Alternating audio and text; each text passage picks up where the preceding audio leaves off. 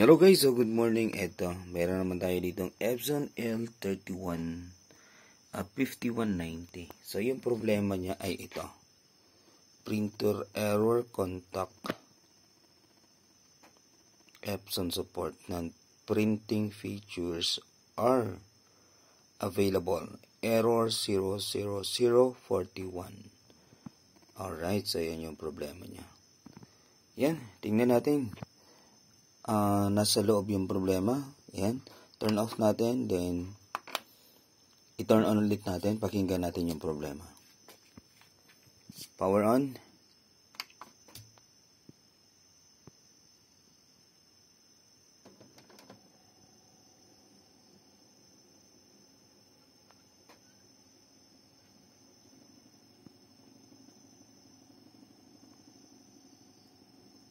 Yun, napapakinggan nyo ba yun? Gumagalaw yung scanner.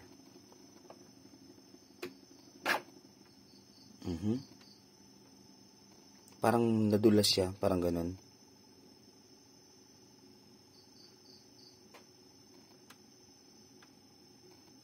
Pakinggan niyo yung susunod.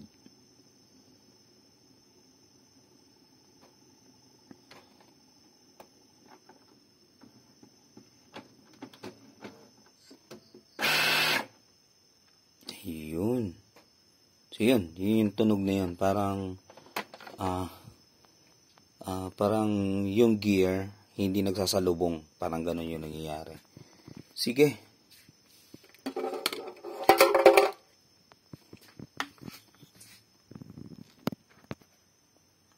Yan, power off na natin.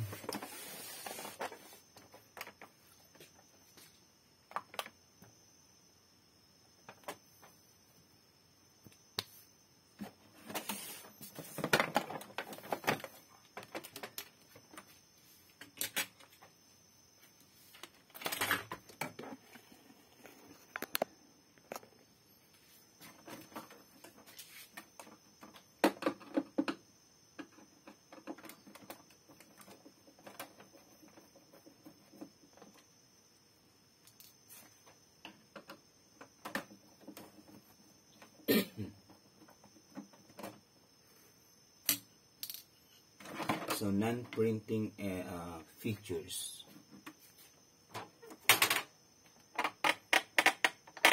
Ito lang yung problema. Napakasimple lang ng problema nito.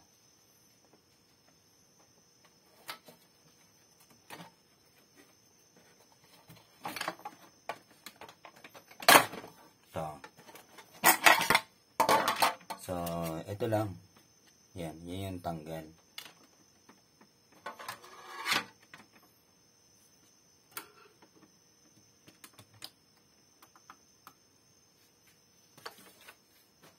Yan. So, babalik lang natin siya.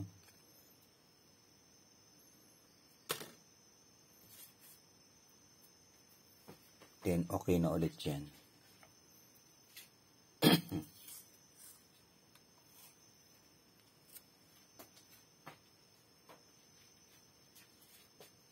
Wala na yung gunting natin dito, guys.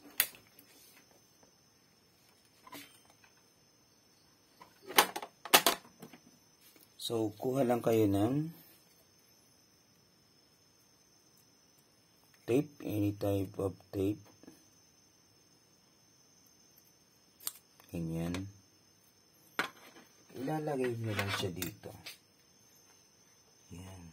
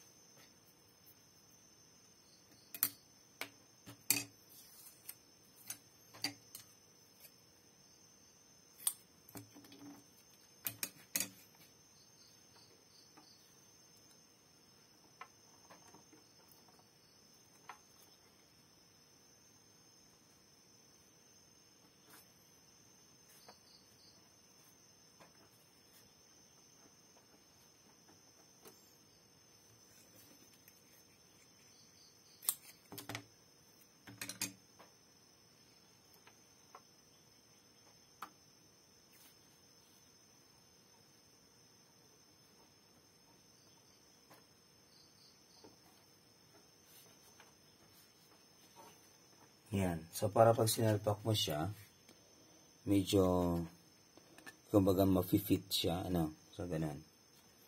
Ayan, salpak na natin.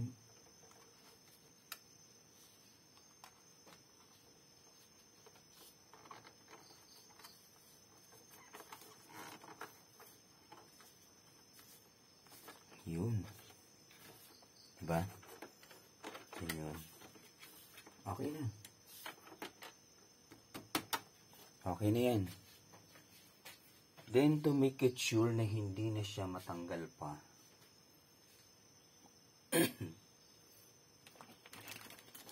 So, lagyan natin siya ng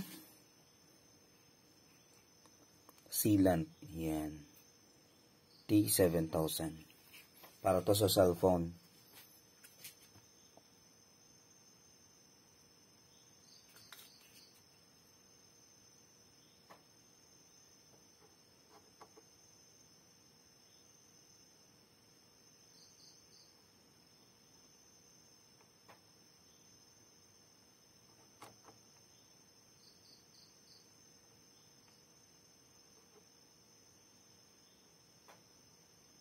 So, dyan lang sa parting yun. Para at least, pag nanigas siya, then, kung tatanggalin natin siya, mas madali lang siyang tanggalin kasi nasa labas. So, ganun lang.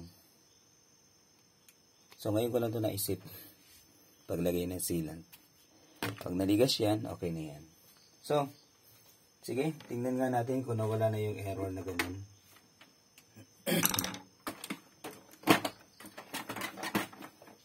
So, non-printing error, call Epson support. Power on. Pakinggan nyo yung magiging tunog niya.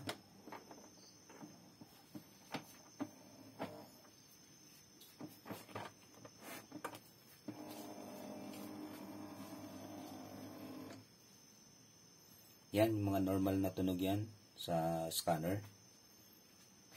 Then yung kaninang parang nadulas.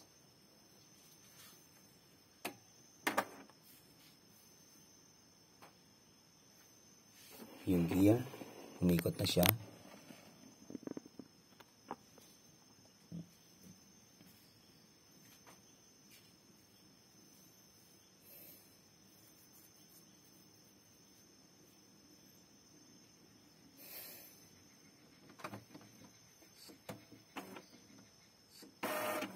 Ayun, so yan.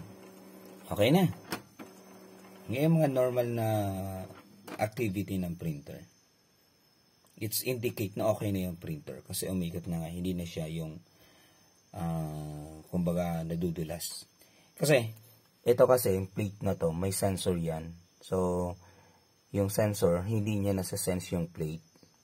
Kaya ganun, nag-error siya. 000. Ano ba yung error niya? 48 ba yan? 0043. So, basta ganun.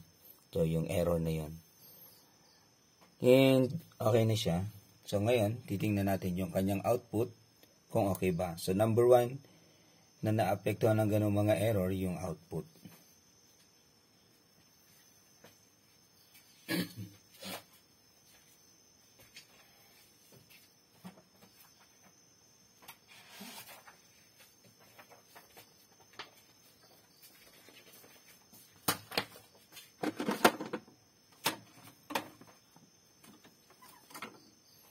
Tingnan natin yung output. Okay, confirm. So, punta tayo sa maintenance. Then, nozzle check tayo. Proceed, okay. Print. Tingnan natin yung output niya. Proceed.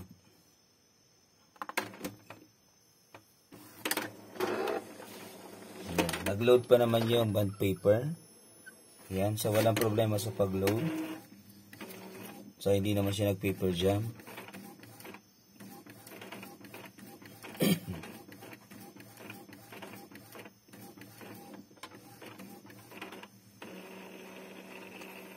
Ayun. Buti na lang. Ayun. Buti na lang. Very good pa. Yan o, kung kompleto pa yung color niya. Yung color niya yung yellow, magenta, cyan, and black. So, very good pa. Yan, yes. Okay na to. So, no need na mag ano pa.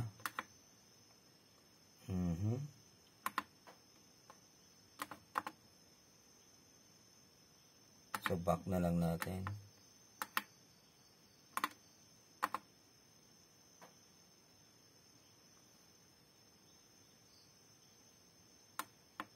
Ayun. So, walang problema sa kanyang output. Ngayon, check na lang natin kung reset na ba siya or hindi pa. So, gamit naman yung laptop, check natin. So, ganun. So, wag lang tayo mag-focus dun sa pinakang problem niya. So, syempre, nandun na tayo sa totally magagamit ni customer yung printer niya. So, mamaya, babalik sa atin kasi for reset. So, balik-balik lang yung problema niya. So, mga ganun. So, syempre, ina-expect ni customer na palaging on the run, on the go, in good condition yung kanilang printer. Kaya nga pinaayos. So, yan. Ayusin. Check na din natin kung for reset na ba siya.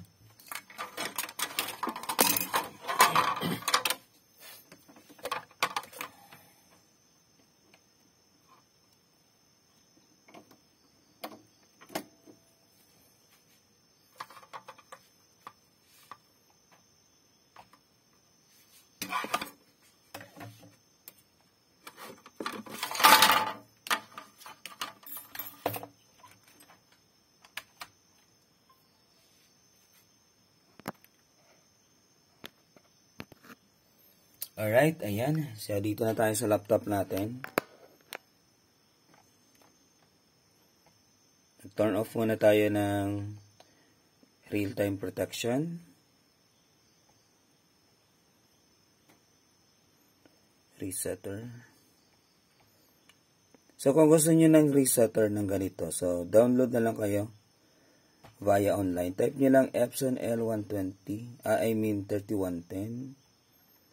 Then, yun na yung resetter para sa ganitong printer. ADJ Prog. Then, run. Select natin yung 5190 sa auto. Yan, 5190. Okay. Particular adjustment mode. Pasting pad. Check. And 89% na siya, guys. 89%. Ayan, 89%. So, i-ano na natin, i-reset na natin para at least 100% na magagamit nila. Kasi, siguro a few weeks or after 2 weeks or 1 month, pabalik na yan ulit sa'yo. For reset naman yung problema niya. Kaya, idamay na natin, i-reset na natin. Yan. Then, turn off the printer. Turn off. Right? Then, click natin dito. And turn on the printer.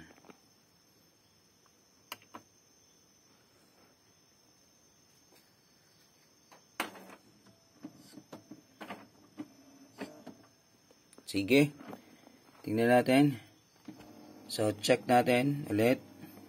Main pad counter, then flatten pad counter. So, check natin. So, kanina, 89%. Ayun, not responding.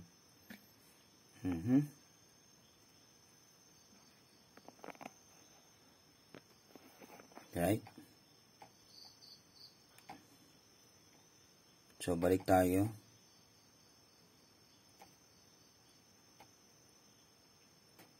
Check. Ayun, so 0%. So, hindi na siya 89%. Ayun. So, pwede na lang gamitin ito ni customer. Papa-pick up na lang natin. Ayun, guys. So, thank you so much. This is my second video for this year 2024. So, hope you like this. Ayan, napakaikli lang. Almost 15 minutes lang siya. Then, naayos natin yung problema. Thank you so much and good morning. Ayan, it's Tuesday morning today, January 30, 2024. Thank you so much and good morning, guys.